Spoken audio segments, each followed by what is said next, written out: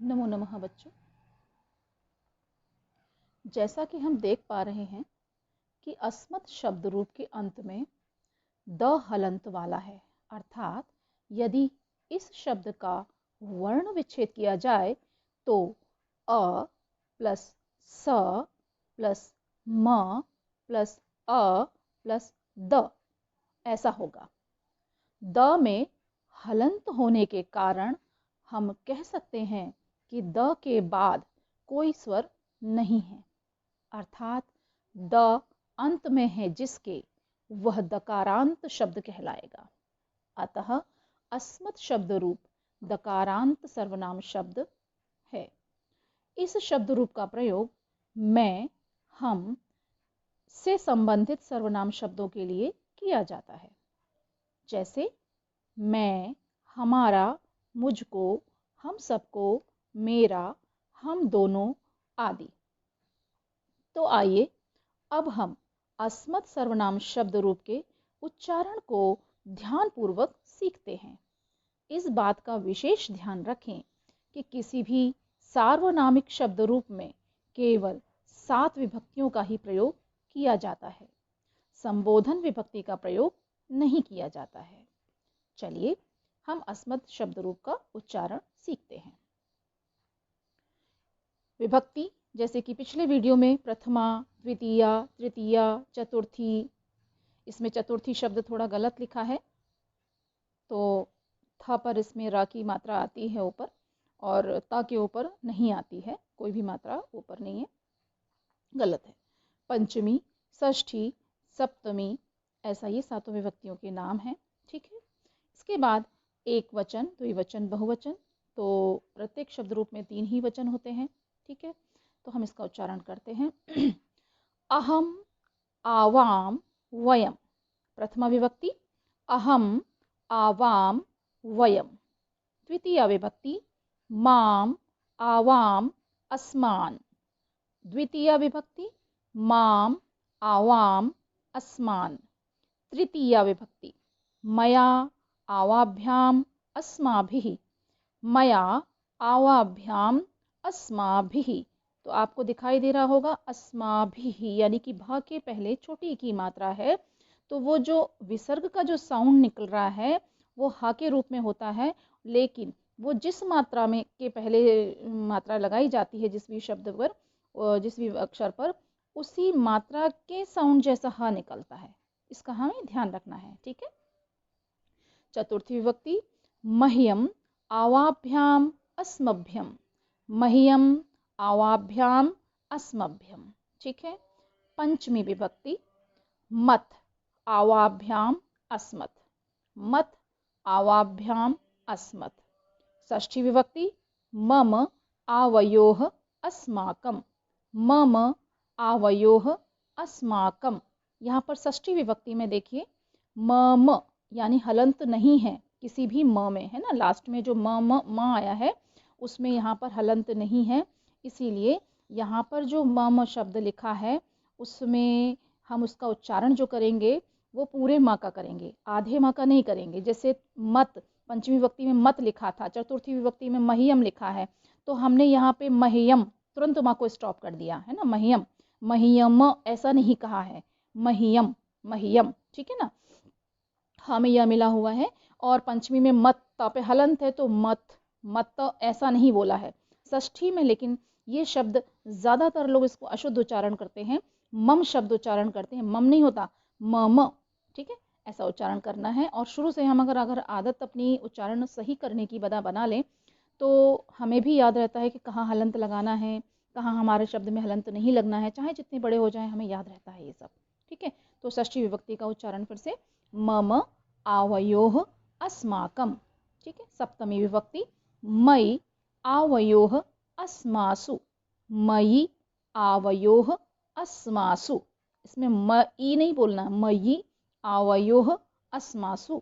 ठीक है, ऐसा हमें उच्चारण करना होता है। अब वही पहले वाली जैसे बात है, द्विवचन हमारा हमेशा एक जैसा रहता है। कैसे? प्रथमा द्वितीय विभक्ति एक जैसी रहती है, आवाम, आवाम, और तृतीय विभक्ति, चतुर्थी विभक्ति, पंचमी में आवाभ्याम, आवाभ्याम, आवाभ्याम, यानी एक आवाभ्याम शब्द को हमने पढ़ा तो हमें उसका चतुर्थी और पंचमी का शब्द भी याद हो जाता है। हमेशा ध्यान रखना है। तो यानी कि हमें ज़्यादातर हमें ध्यान रखना है कि द्विवचन जो है हमारा हमेशा एक ही फॉर्मेट में चलता है। और षष्ठी विभक्ति में आवयव किया तो सप्तमी में भी आवयव हो गया, यानी एक आवयव शब्द को याद किया तो दूसरा वाला आवयव शब्द याद हो गया। ठीक है। और एक वचन में अगर हम देखें तो अहम, माम, मया, मह्यम, मत, मम, मयि, ऐसे इसमें कोई भी शब्द इसमें सिमिलर नहीं है। बहुवचन में देखें तो वयम, अस्मान, अस्माभि, अस्मभ्यम, अस्मत्, अस्माकम, अस्मासु, इनमें भी कोई भी शब्द एक जैसा सिमिलरिटी वाला नहीं है।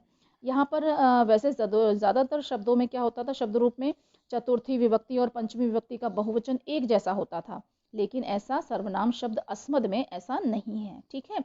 इसके अलावा भी एक युष्मद शब्द रूप भी आएगा जो कि हम आगे पढ़ेंगे, लेकिन अब मैं चाहती हूँ कि इन शब्दों के मीनिंग भी आपको पता होने चाहिए, जिससे कि अगर हमारे में ये चीज़ें सामने आए तो हम पहचान सके।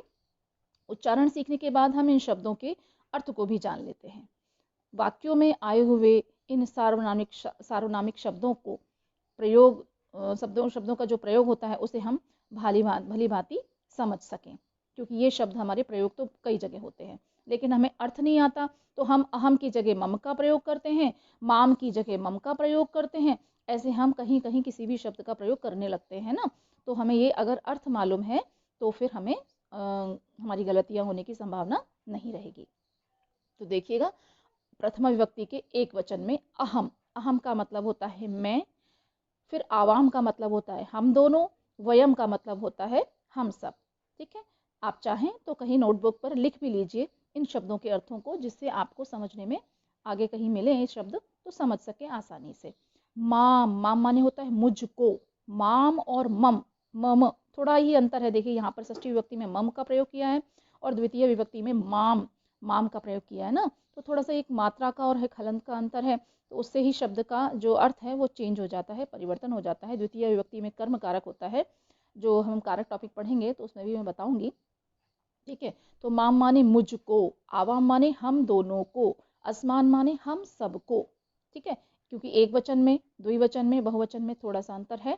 तो माम माने मुझको, आवाम माने दो के लिए प्रयोग किया था द्विवचन में, तो हम दोनों को, असमान यानी बहुवचन है ये शब्द, तो हम सबको। ठीक है। तृतीय विभक्ति का कारक चिन्ह होता है मेरे द्वारा, है ना। तो मया माने इसका मतलब से या मेरे द्वारा साधन के लिए प्रयोग किया जाता है। तो मया, मया माने मेरे द्वारा, आवाभ्याम माने हम दोनों के द्वारा, अस्माभि माने हम सब के द्वारा। चतुर्थी विभक्ति में मह्यम, मह्यम माने मुझे, आवाभ्याम यहाँ पे को भी शब्द भी आता है, मुझको भी कहते हैं हम यहाँ पर, लेकिन मह्यम माने मुझे, आवाभ्याम माने हम दोनों, इसका हम दोनों के लिए, मह्यम माने मेरे लिए, आवाभ्याम माने हम दोनों के लिए, और अस्मभ्यम माने होता है हम सब के लिए। क्योंकि चतुर्थी विभक्ति का कारक चिन्ह, कारक होता है संप्रदान, और उसका जो चिन्ह होता है के लिए, इसलिए मह्यम का अर्थ हुआ मेरे लिए, या हाँ मेरे लिए सही है। आवाभ्याम हम दोनों के लिए, और अस्मभ्यम ये हो गया हमारे लिए, ये हम सब के लिए। फिर पंचमी विभक्ति का कारक चिन्ह होता है अपादान से, है ना, अलग होने पर। तो इसका मतलब होगा मत, मत माने मुझसे, आवाम में अवाभ्याम माने हम दोनों से, अस्मत माने हम सब से। फिर षष्ठी विभक्ति का कारक चिन्ह होता है हालांकि षष्ठी विभक्ति में जो संबंध कारक होता है उसे हम कारक की दृष्टि से नहीं गिनते हैं, लेकिन फिर भी उसका प्रयोग तो किया ही जाता है, इसलिए हम उसको बोलचाल की भाषा में प्रयोग करते हैं। मम, मम माने मेरा, आवयोः माने हम दोनों का, अस्माकम माने हम सब का। ठीक है। तो यहाँ पे मम माने मेरा शब्द है, तो आवयोः माने हम सब का, ये क्योंकि इसका कारक चिन्ह होता है काकी की रारी रे, ऐसा हिंदी में भी पढ़ते हैं हम। सप्तमी विभक्ति में मई, मई माने मुझ में, क्योंकि इसका कारक चिन्ह होता है में और पर, है ना। में और पर जो है वो वाक्य के अनुरूप किया जाता है। सप्तमी विभक्ति माने मुझ में, आवयोः माने हम दोनों में, अस्मासु माने हम सब में। ठीक है। तो चलिए, आज मैंने आपको अस्मत् शब्द रूप के बारे में थोड़ा सा विस्तार से बताने का प्रयास किया है। आप इसको बार बार देखें, इस वीडियो को बार बार उसको समझने की कोशिश करें कि कैसे उच्चारण किया है, जिससे आपको उच्चारण करने में सहायता प्राप्त होगी और आप आसानी से इस शब्द रूप को याद कर पाएंगे। अब यहाँ पर जो चतुर्थी शब्द है मैं आपको बता देती हूँ, ये अशुद्ध है। यहाँ पे इसका जो शब्द होना चाहिए, हाँ यहाँ शब्द होना चाहिए था, एक मिनट, पेन क्यों नहीं आ रहा। कोई बात नहीं। तो यहाँ पे च और त के ऊपर, त के नीचे छोटी ऊ की मात्रा, फिर था बनाएंगे, फिर बड़ी की मात्रा बनाएंगे और उसके ऊपर र लगेगा, चतुर्थी। ठीक है, ऐसा उच्चारण होगा। चलिए कोई बात नहीं, आज के लिए इतना ही काफ़ी है। धन्यवाद।